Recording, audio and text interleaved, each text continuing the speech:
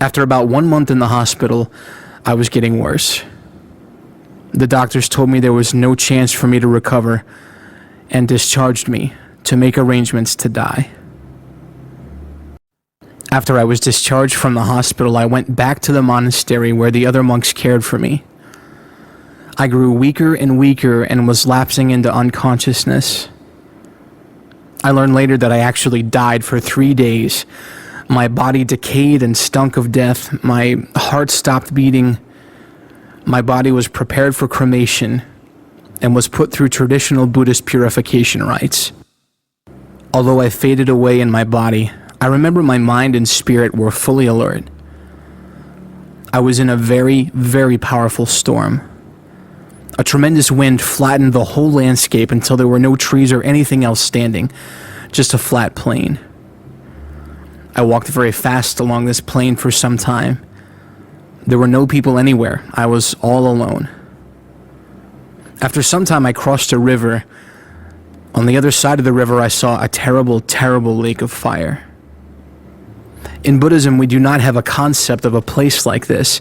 At first, I was confused and I didn't know it was hell until I saw a demon. His face looked like the face of a lion. His body was like a lion, but his legs were like a serpent spirit. He had a number of horns on his head. His face was very fierce and I was extremely afraid. Trembling, I asked his name. He replied, "I am the King of Hell, the Destroyer." The King of Hell told me to look into the lake of fire. I looked and I saw the saffron-colored robes that Buddhist monks wear in Myanmar. I looked closer and saw the shaven head of a man. When I looked at the man's face, I saw it was Uzadila Kian Nikansayada, the famous monk who had died in the car accident in 1983. I asked the King of Hell why my former leader was confined to this lake of torment. I said, "Why is he in this lake of fire? He was a very good teacher. He even had a teaching tape called, 'Are You a Man or a Dog?' which had helped thousands of people understand that their worth as humans is far greater than the animals." The King of Hell replied, "Yes, he was a good teacher, but he did not believe in Jesus Christ. That's why he is in hell." I was told to look at another person who was in the fire. I saw a man with very long hair wrapped on the left-hand side of his head. He was also wearing a robe. I asked the King of Hell, "Who is this man?" He replied, "This is the one you worship, Gautama, Buddha." I was very disturbed to see Gautama in hell. I protested, "Gautama had good ethics and good moral character. Why is he suffering in this lake of fire?" The King of Hell answered me, "It doesn't matter how good he was. He is in this place because he did not believe in the eternal God." I then saw another man who looked like he was wearing a soldier's uniform. He had a large wound on his chest. I asked, "Who is this man?" The King of Hell said, "This is Aung San, the revolutionary leader of Myanmar." I was told, "Aung San is here because he persecuted and killed Christians, but mostly because he didn't believe in Jesus Christ." I looked and saw another man in the lake of fire. He was a very tall man and was dressed in military armor. He was also holding a sword and a shield. This man had a wound on his forehead. This man was taller than any person I have ever seen. The King of Hell said, "This man's name is Goliath. He is in hell because he blasphemed the eternal God and his servant David." I was confused because I didn't know who either David or Goliath were. The King of Hell said, "Goliath is recorded in the Christian Bible. You don't know him now, but when you become a Christian, you will know who he is." Another demon came to me.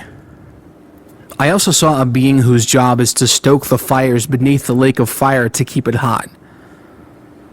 This being asked me, "Are you going into the lake of fire too?" I replied, "No, I am only here to observe." The appearance of this creature stoking the fire was very terrifying. He had 10 horns on his head and a spear in his hand that had 7 sharp blades coming from the end. The creature told me, "You were right. You came here just to observe. I cannot find your name here." He said, "You must now go back the way you came." I was hot and in great pain. Finally, after walking for about 3 hours, I came to a wide road. I walked along this road for some time until I came to a fork. One road going off to the left was wide. A smaller road went off to the right-hand side. There was a signpost at the fork saying that the road to the left was for those who do not believe in the Lord Jesus Christ. The smaller road to the right was for believers in Jesus. I was interested to see where the larger road led, so I started down it. There were two men walking about 300 yards ahead of me. I tried to catch up with them so I could walk with them, but no matter how hard I tried, I couldn't catch up. So I turned around and went back to the fork in the road. I continued to watch these two men as they walked down the road away from me. When they reached the end of the road, they were suddenly stabbed. These two men cried out in great pain. I also cried out when I saw what happened to them. I realized the bigger road ended in great danger for those who traveled down it. I started walking down the believer's road instead. After traveling for about 1 hour, the surface of the road turned to pure gold. I then saw a man standing in front of me. He was wearing a white robe. I also heard beautiful singing. Oh, it was so beautiful and pure. It was much better and more meaningful than the worship we have in churches here on earth. The man in the white robe asked me to walk with him. I asked him, "What is your name?" But he did not answer. After I asked his name 6 times, the man answered, "I am the one who holds the key to heaven. Heaven is a very, very beautiful place. You cannot go there now, but if you follow Jesus Christ, you can go there after your life is finished on the earth." The man's name was Peter. Peter then asked me to sit down, and he showed me a place to the north. Peter said, "Look to the north and see God create man." I saw the eternal God from a distance. God spoke to an angel, "Let us make man." The angel pleaded with God and said, "Please don't make man. He will do wrong and will grieve you." But God created man anyway. God blew on the man, and the man came to life. He gave him the name Adam. Then Peter said, "Now get up and go back where you came from. Speak to the people who worship Buddha and who worship idols. Tell them they must go to hell if they don't change. Those who build temples and idols will also have to go to hell. Those who give offerings to monks to earn merit for themselves will go to hell. Those who chant and give life to the idols will go to hell. All those who don't believe in Jesus Christ will go to hell." Peter told me to go back to earth and testify about the things that I had seen. He also said, "You must speak your new name. From now on, you are to be called Paul, who came back to life." I didn't want to go back.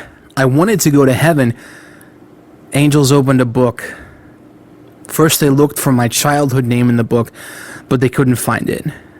Then they looked for the name I had been given when I entered the Buddhist monkhood, but it wasn't written in the book either. Then Peter said, "Your name is not written here. You must return and testify about Jesus to the Buddhist people." I walked back along the gold road. Again, I heard beautiful singing, the kind of which I have never heard before or since.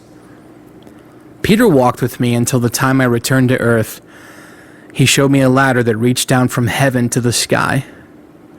The ladder didn't reach down to earth, but it stopped midair.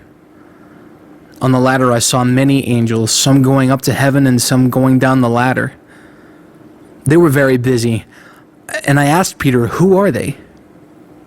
Peter answered, "They are the messengers of God.